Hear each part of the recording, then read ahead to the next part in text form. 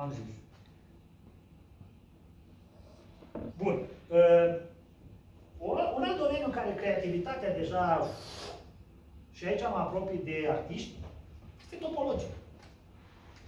Topologia este, de fapt, știința formelor, în care dimensiunea nu contează. Nu contează lungimile, ci contează, hai să spunem, geometria de cauciuc. Utilizând obiectele alea, și ca să mă fac mai bine înțeles, studiul proprietăților obiectelor care rămân aceleași chiar și atunci când sunt întinse, răsucite sau îndoite. Deci o să vedem imediat ce înseamnă asta. Și pentru a ne juca în topologie, eu vă propun astăzi să ne jucăm cu banda lui Möbius. Banda lui Möbius, care este o bandă extrem de simplă. Și o să vedeți că în ceea ce înseamnă creativitatea, ideea e să pornești de la lucruri simple și așa cum spunea, o să vă dau citatul imediat, lucruri pe care lumea le-a văzut de 11 milioane de ori până atunci. Dar nimeni nu le-a gândit așa. Nimeni nu a văzut ceea ce vezi tu în lucrul ăla simplu. Banda lui Möbius este un exemplu extraordinar de astfel de lucru, în ceea ce privește. Și să vedeți câte aplicații are și ce faină este. Ca să înțelegem ce e topologie.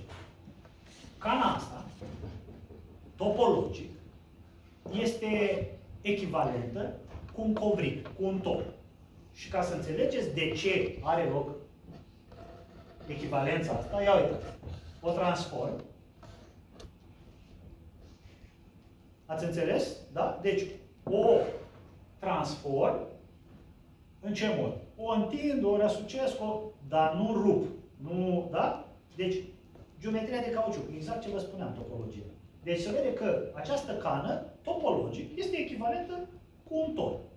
Torul fiind, sau hai să zic așa, anumite obiecte din lumea asta, pot să spun că sunt echivalente cu niște structuri geometrice de bază și pot să le încadrez în niște categorii și să mă joc cu ele, o să vedem. Și ziceam să ne jucăm puțin cu banda lui Möbius. Citatul de care vă spuneam și care mie îmi place foarte mult. Descoperirea înseamnă să vezi ceea ce toată lumea a văzut. Și să gândești ce nimeni nu a gândit. Albert Schengel. Ce este banda lui Möbius? O să ziceți, asta trebuie să fie așa o chestie. E o chestie cât se poate de simplă, de banală. Gândiți-vă la o bandă de hârtie dreptunghiulară. O iau și dau să o prind, dar înainte de a o prinde, o întorc 180 de grade și după aia o lipesc. Deci, am un dreptunghi și săgețile astea două roșii trebuie să le pun una peste alta. Se înțelege că pentru a face asta, protez și am lipit. Ok? Asta e banda lui Möbius. Eu cred că și omul preistoric, jucându-se cu niște frunze lungi, a făcut banda lui Möbius în joc. Sunt convins. Nu mai zic de venind în antichitate, când deja ne-am jucat cu hârtii și cu papirusul și cu nu știu ce, că toată lumea a mai făcut chestia asta. Dar nimeni până la Möbius nu a văzut ceea ce o să vedem noi. Deci, cu alte cuvinte, e limpede. Ăsta se cheamă că e poligonul fundamental al benzii lui Möbius. Atenție, este un dreptunghi. Încă o dată. Ăstea două săgeți, trebuie să le pun una pe, să le lipesc, săgeata aia de acolo trebuie să-mi vină aici. Atenție, nu întotdeauna să fac. E dovedit, e demonstrat matematic că pentru a putea face lucrul ăsta, raportul între lungime și lățimea benzii trebuie să fie mai mare decât radical din 3, care e vreo 1,73. Întrebarea este, cu o foaie A4 de hârtie, pot să fac banda lui Möbius? Nu. Nu, pentru că raportul între lungime și lățime e cam 1,3 față de 1,7, nu. Cu alte cuvinte, ca să înțelegem, n-aș putea face banda lui Möbius dintr-un dreptunghi a cărui raport e mai mic decât radical din 3. Am să vă contrazic un pic și am zic, se poate și asta. Dar nu în R3, nu în lumea asta cu 3 dimensiuni. Și o să vă arăt o lume și de... O să mergem ușor, ușor, o să mergem o leacă în universul ăla la final. Bun.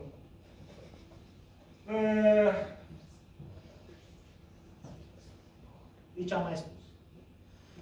Ca să înțelegem, și de ce e așa de interesantă banda asta lui Möbius? Cred că e limpede pentru toată lumea ce înseamnă, da? Constructiv e limpede, da? Vreau să vă zic că noi în geometrie avem o chestie care se numește orientabilitatea unei suprafețe. Adică ce înseamnă treaba asta? Eu dacă am o suprafață, suprafața e orientabilă, dacă am un vector normal la suprafață, înseamnă perpendicular pe suprafața asta aici, și am față e orientabilă, am față dacă am un vector aici, dar opusul ăsta, cu alte cuvinte, vorbim de două fețe. Fața asta și fața asta. Deci dacă ar fi să vopsesc, sau cu două culori o să o fac, da? Banda lui Möbius, sau mă întorc. Banda lui Möbius are o singură față. Uitați-vă la furnicile astea cum se plimbă. Apropo, asta este tot o pictură de-a lui Escher. Da? Prietenul meu de la început. Dacă o să mergem pe banda lui Möbius și o să mergem imediat, o să mai plimbăm pe 1-2 pe acolo, o să vedeți că noi, de fapt, nu trecem niciodată. Aparent ar fi două fețe. Fața asta și fața asta, nu? În realitate, mergând pe această suprafață, o să constatați că noi, de fapt, suntem pe aceeași față. Adică suprafața asta a lui Möbius este o suprafață cu o singură față. Aparent ar avea două muchii. Muchia asta și muchia asta, nu? Nu, e aceeași muchie. Deci, este vorba de o suprafață cu o singură față și o singură muchie. Ceea ce cam dă peste cap, ceea ce o gândit geometri, o bună bucată de când o da peste banda asta, au zis, aoleu! Și o trebuit introduse în matematică o grămadă de alte lucruri. Ia plimbați-mă, să vede, dar urmăriți o furnică să vedeți că merge pe toată suprafața, da? Bun. Are proprietăți, să vedem, extrem de interesante. Sunt figurați acolo vectorii normal la suprafață, nu intru în detalii, hai să trecem peste. Deci e neorientabilă suprafața asta, asta vreau să zic. Mai înainte spuneam că orientabilă trebuie să am, ori aici, da? Nu pot să vorbesc de un sens pozitiv, un sens negativ. Un lucru interesant care se întâmplă și care este, atenție, contraintuitiv sau greu intuitiv pentru o minte neantrenată în zona asta, este faptul următor. N-am apuc eu să mă prind pe banda lui Möbius. Și după ce fac o tură, eu să stau. Și după ce fac o tură completă, mă plimb pe ea, ajung înapoi aici. Dar n-am ajuns la fel. Că sunt întors pe dos. Deci, mâna mea stângă e în dreapta, mâna mea dreaptă e în stânga. Și ăsta este fenomenul, ceea ce în chimie, domnul profesor, poate spune, chiralitate. Și chiralitatea asta,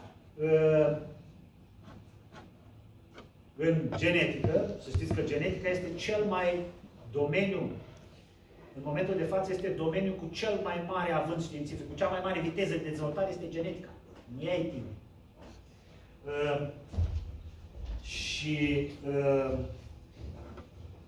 Fenomenul ăsta, da, o să-l vedem îndată, că am băgat și aici puțin să vorbim despre ADN. Am și scris comentarii aici, că ceea ce ziceam, da, dacă te deplasezi pe o bandă, sfârșești până ajunge de unde ai plecat, însă întorci pe dos. Adică dacă vreți să spun așa, dacă ai plecat mănușă dreaptă, te-ai întors mănușă stângă. Și dacă încerci să pui mănușa stângă pe mâna dreaptă, nu merge. Da? Bun. E drept că avem în spațiu euclidian, vedeți, am spus euclidian. În ăsta de bun simț, nu lucrăm cu geometrii ideale. În ăsta cu care suntem familiarizați. Sunt două tipuri de bandă Möbius. Pe stânga și pe dreapta. Le zicem ca în chimie. Levo-gir și dextro-gir.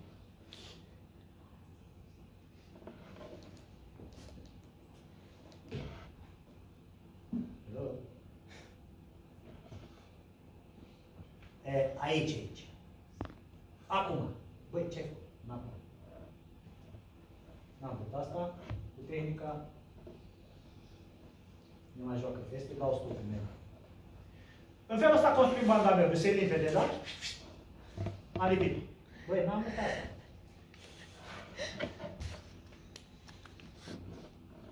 Ei dau scop aici corect? N-am înțeles acum. Stop. Fugea pe aici. Deci limite cum se formează banda lui Möbius. Întrebare întrebătoare. Mă apuc, iau un foarfec și îmi pare, uite, acum îmi pare rău că n-am venit cu o bandă lui Möbius să ne jucăm cu foarfeci. Și hai să o tăiem la jumătate. Ce am să obțin? Două benzi. Două? Hai să o iau altfel. Când încep să tai aici, sunteți de acord că merg paralel cu muchea asta? Gândiți-vă numai la muchea de sus, cu tăietură. Aia de jos, deci nu o bagă seama. Deci merg paralel cu ea. Tai. Este vreun moment în care m-am desprins de ea? Ca să obțin două benzi? Nu, eu termin să fac tăietura și ceea ce o să obțină, ea. O bandă de 2 ori mai lungă. Corect. Altceva legat de sucirea ei? Da. Cât de sucită e? Hai, ajută. Bun? Bun. Bun. Asta merge mai tare că vreau să mă pun și muzică.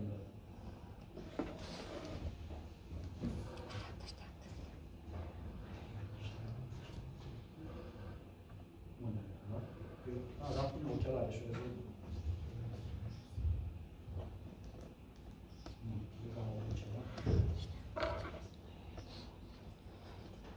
Asta o lăsăm să meargă.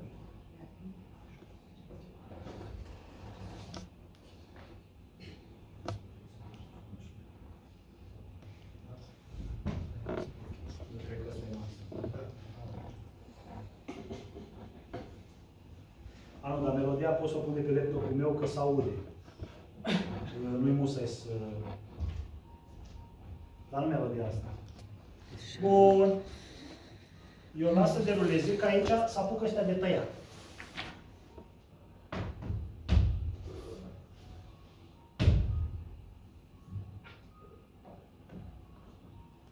Deci dacă e nebandă Möbius, e bandă normală și ai tăiat-o la mijloc, ai dreptate. Să obțin două benzi. Ok? Să obțin două. Liber. Dacă e bandă Möbius,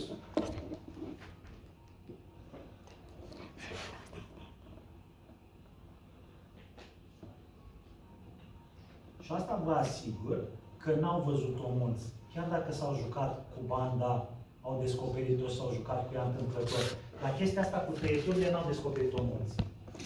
Bun. Ce vă spuneam? Hai să o tăiem la jumătate. Și acum o să vedeți foarte ok ce se întâmplă. Ne-am înțeles? Deci se obține o bandă la fel contraintuitiv, care e rotită, da? E rotită de două ori. Eu preia încă o rotație, da? Bun, nu s-a terminat. Tăiem în 3. Stai să opresc. Și să vă întreb, ce credeți că s-ar obține? Deci, tot banda lui Möbius, dar nu tai la jumate. Împart în 3 lățimea benzii și încep să tai de la o treime și păstrez o treime. Ce credeți că s-ar obține? Ați avut bună intuiție prima dată. Tot o bandă. Alte păreri.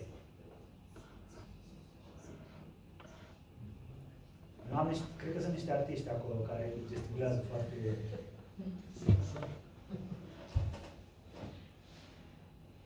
Cam greu să ne prindem. O să vedeți că se obține o bandă dublă ca aia de mai înainte. Rotită 720.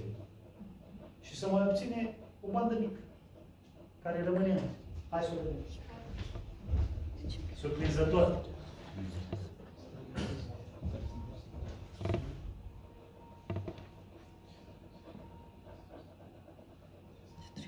Sau ca să o tai? Acum. Eu fac multitasking. Acum imediat ne...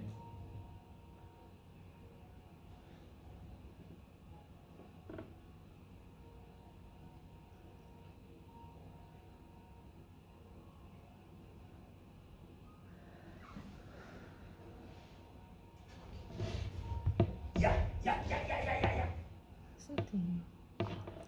Ha?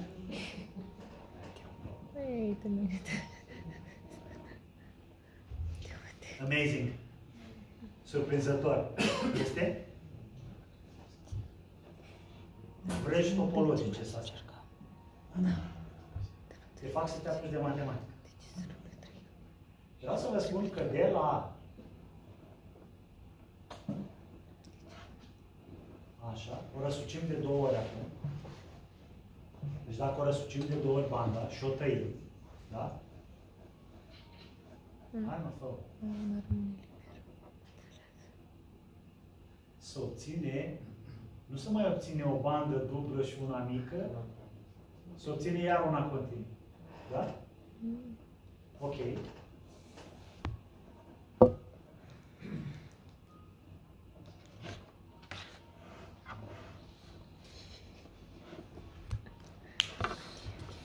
Da, explicăm încă o dată ce se întâmplă cu banda aia dacă o răsucim. Să recompunem banda mea. Ok. Trecem mai departe. Nodul ăsta în trifoi, care este găsit într-o grămadă de sigle de firme, mai ales de IT, se obține dintr-o bandă dublu Möbius, dublu întoarsă, tăiat o singură dată pe jumătate, o să obțineți un trifoi, un nod în trifoi de ăsta. Da? Vă ziceți de ce se cheamă așa? Pentru că în mod natural, în natură, trifoiul, plantă din familia Trifolium, da? Ăsta nu e cu 4 foi, apare în mod natural format. Deci, ca să zicem așa, natura face benzi Möbius, face răsuciri, de fapt. Și când începe să le despice, răsucirile alea, obține, da? Apar în tot felul de opere de artă. Din nou, asta este iar o lucrare a lui Escher.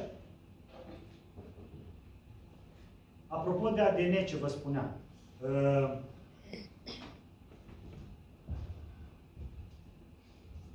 odată s-a reușit separarea ADN-ului, acid, nucleic, și se punea problema, bă, ăsta e interesant, ăsta o să... Aici e codificată multă informație și tot ce se întâmplă de aici se întâmplă. Problema, bun. Și asta, ce regulare, după ce reguli se desfășoară el? Că dacă l-ai luat și te uiți la el, nu-i mare brânză. Tu trebuie să înțelegi cum funcționează, funcționalul structurii respective, ce semnificație are, ce se întâmplă acolo, cum se combină chestiile astea. Și aici mai este o poveste, o altă poveste interesantă legată de von Neumann, care a pus un pariu odată că el descoperă o chestie matematică nefolosită nicăieri. Și câștigă și pariul. Și când ăștia, prin anii 50-60, se joacă cu, descopere ei structura asta, dublu helix, a ADN-ului, apropo, teoria aia descoperită de von Neumann era cu bile colorate. El a făcut un sistem de bile colorate, a definit niște reguli după care se combine alea și a făcut niște teoreme și a zis, na, folosit asta undeva. Și ai dreptate, nu. Și cum s-a făcut? La momentul. Când au descoperit astea, că văd parcă ca niște bile colorate așa, dar sunt legate între ele cu anumite reguli. Problema este cum se combină ele ca structuri după aia lanțurile astea. Să mulai exact teoria lui Neumann pe modul în care catenele alea și legăturile alea să făceau. Bun. Aici, ceea ce vreau să spun că spirala ADN are, hai să zicem, efectul Möbius, da? Și sunt două etape în care, cum să zicem, într-o primă etapă are loc, dar cred că am și pus lucrul ăsta, da? Să obțină, prin procesul de autodivizare, să obțin două benzi paralele, în prima fază. După care, de lungime dublă și cu două rotații de astea în plan transversal. Apariția celei de-a doua divizări a lanțului nou creează, de fapt, pasul următor. Și anume, în prima fază avem dezvoltarea cantitativă, iar dezvoltarea calitativă are loc în cea de-a doua etapă. Mai mult de atât, apropo de asta, ăștia au descoperit anumite secvențe genetice și ele erau identice când te uitai. Zice, bă, dar e exact ca asta. Și totuși funcționează diferit. Ceva se întâmplă, ceva nu e regulă. ele erau, dacă te uitai, asta exact ca asta. Adică eu dacă am să vă dau două mănuși, să vă uitați la ele, bă, sunt la fel, sunt identice, sunt același lucru. Exact așa erau structurile ele. Erau chirale. Adică ele semănau a fi la fel. Dar ele, de fapt, erau chirala una celelalte și evident că aveau complet diferite funcțiuni. Și până s-au prins ei, proprietatea asta, cred că în chimie dumneavoastră trebuie să știți mai bine. Cred că e cunoscută de multă vreme, nu? Cum de ăștia nu...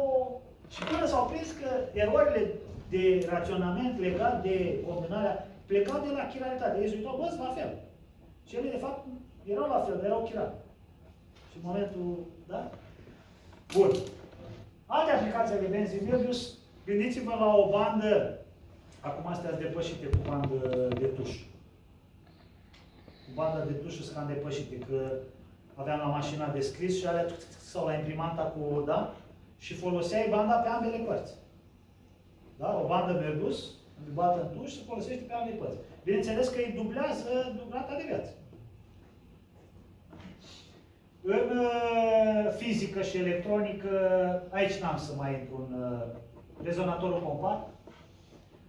Rezistorul fără inductanță, ăsta este fabulos. Ăsta să știți că există un brevet al lui Nikola Tesla, care în baza acestui rezistor, că el a fost, cred că, printre primii care s-au jucat cu chestia asta, propune un, sau poate, nu știu exact, dar poate printre primele propuneri de transfer wireless energetic. Pornind de la așa. Superconductorii cu temperaturi ridicate de tranziție, că se distribuie temperatura. În chimie. Știind că mă întâlnesc cu dumneavoastră, zic, băi, să caut niște aplicații și în chimie. Să știți că eu ce scrie pe acolo nu prea știu, dar am zis să pun și niște aplicații în chimie, că sigur... Deci noduri moleculare cu caracteristici speciale. Motoare moleculare. N-am știut că sunt motoare moleculare. Interesant. Cred că... Nu, n-am știut. Eu fac motoare moleculare. Serios. Deci trebuie să îmi povestiți despre el. Grafene cu noi caracteristici electronice, cum ar fi magnetismul elicoidal. Am văzut o lucrare prezentată la noi în aulă de un tip din Republica Moldova, legat de chestia asta și foarte interesant mi s-a părut așa, ce am înțeles eu. Na. Un tip special de aromatizare, Möbius aromasitiv, este așa ceva, Möbius aromasitiv. Și proteine ciclice ca lata B1 au proprietăți insecticide și antimicrobiene. Eu cream că astea sunt măsline. Dar văd că... ok. Apoi, alte aplicații. Aici o să vă dau drumul la melodia, să încerc să fac sincronizare cu cei aici ca să se audă sunul.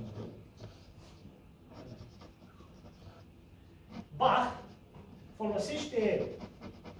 Bach a făcut multe chestii de astea legate de...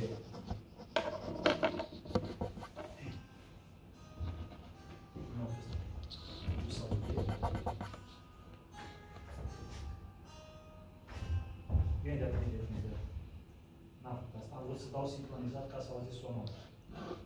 Ba nu. Închid sonorul ăsta.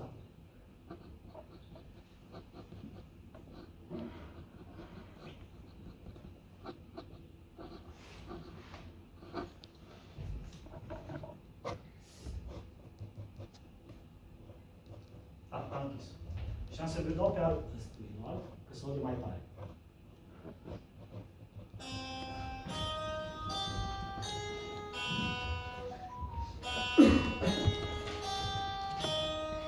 De obicei, pe o partitură, dacă o să încercați să o cântați de la coadă la cap, sună complet aiurea. Nu are armonie. Deci, nu are nicio treabă cu muzică. Bach a construit ceea ce se numește Sinfonia Crabului, dacă nu mă înșel.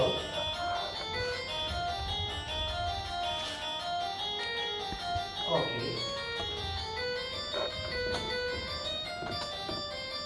Și o vedeți cântată și de la cap la coadă și de la coadă la cap. Dar surprinzător, pusă pe o bandă Möbius și cântată și de la coadă și de la cap, este cea mai faină.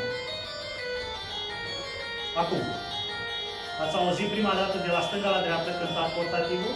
De la dreapta la stânga și acum împreună. Cred că am vorbit mai mult și am stricat sonul.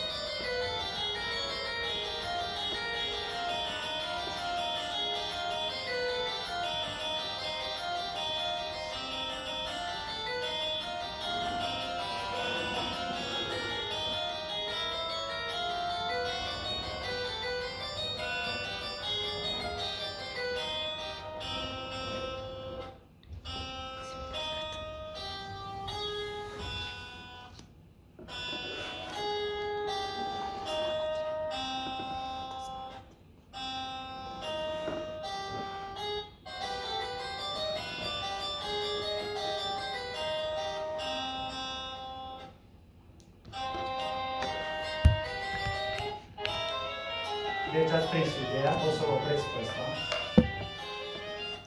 Deci o armonie deosebită atunci când melodia este cântată simultan și de la coadă la cap, pusă pe o bandă nervusă.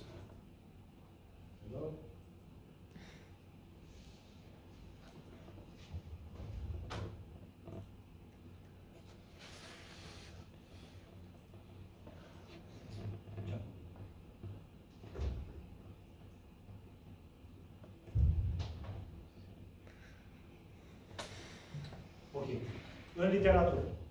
În literatură, banda lui Gredus a inspirat o grămadă de opere literare.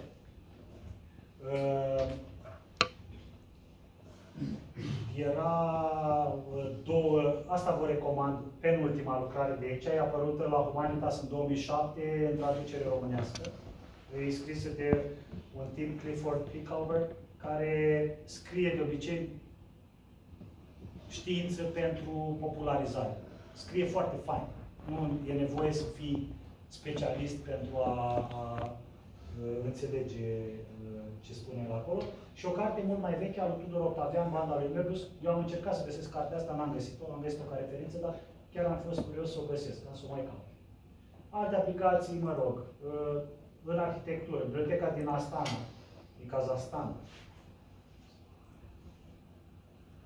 Muzeul din Chicago, Gaza Street, Libre cu Möbius.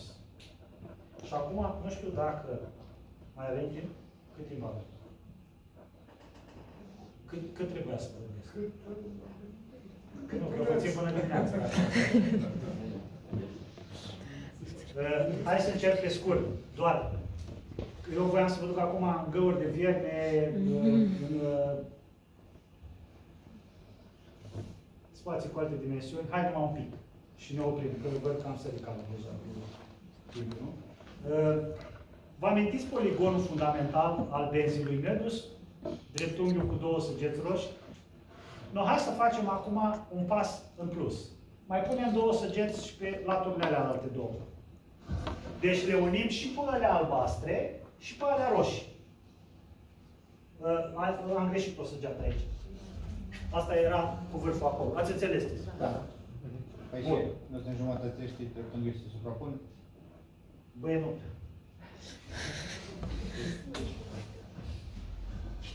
Deci eu zic așa, fă-le pe rând.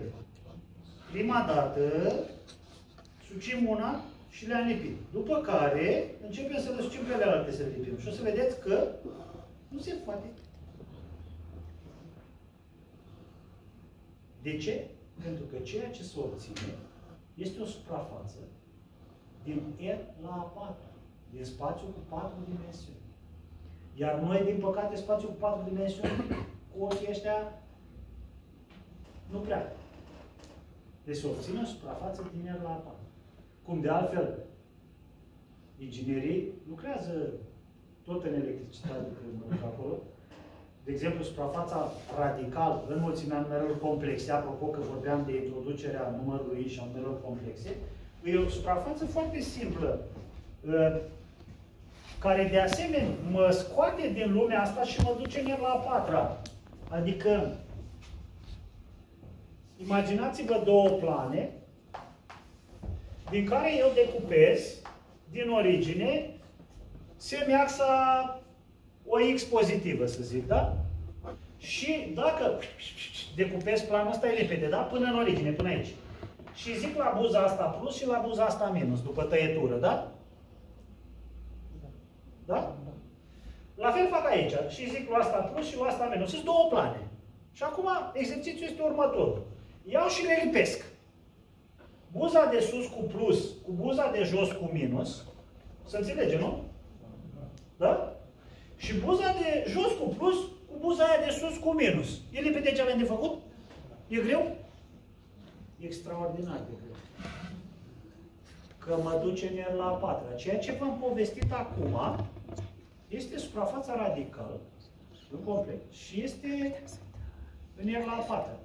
Nu o puteți vedea, cel puțin cu ochii ăștia.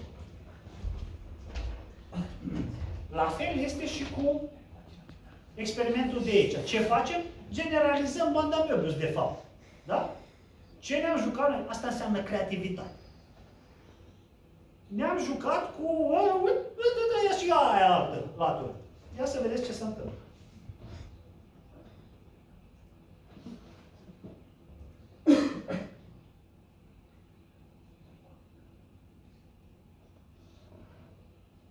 Da, n-am sunat aici, nu?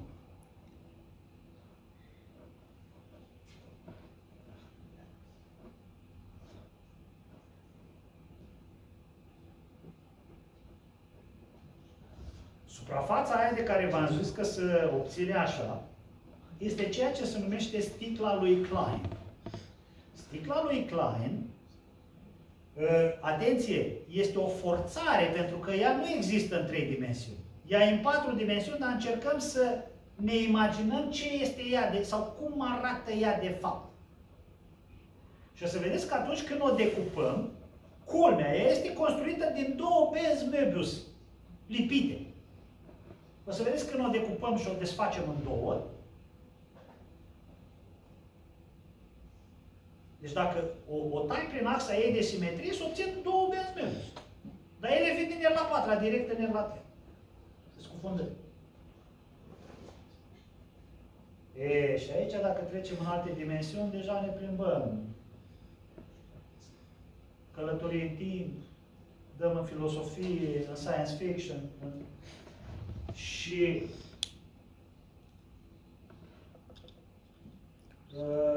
nu știu dacă să vă duc și în gaură de Verne, că și astea sunt interesante, cum anume este gândit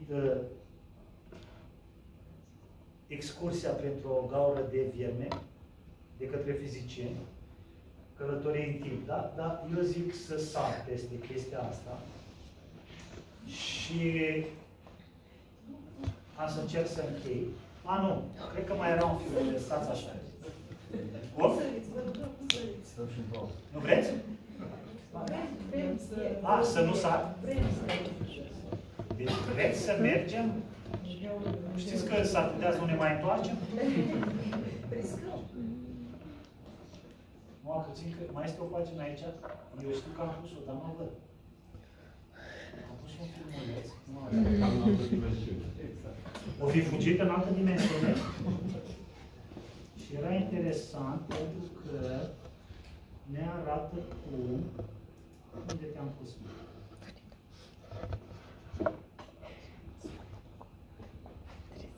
Da.